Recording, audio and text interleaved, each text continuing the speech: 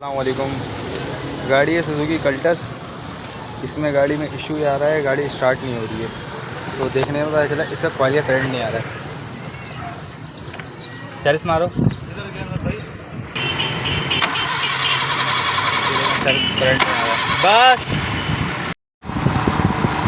जी। ये देखें, इसके अंदर स्विच करंट वगैरह आ रहा है।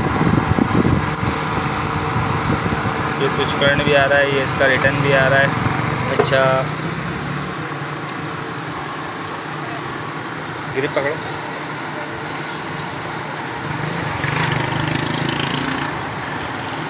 इंजेक्टर का स्विच करंट भी आ रहा है। देखते हैं, अंदर चलते हैं, देखते हैं क्या मसला है।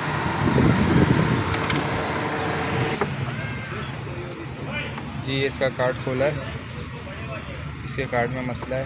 अब इसको रिपेयर करते हैं, फिर दिखाते हैं।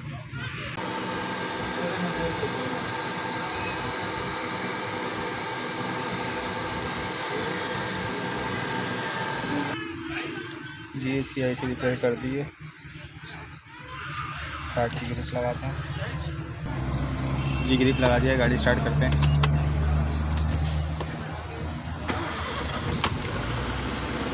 जी, गाड़ी स्टार्ट हो गई है।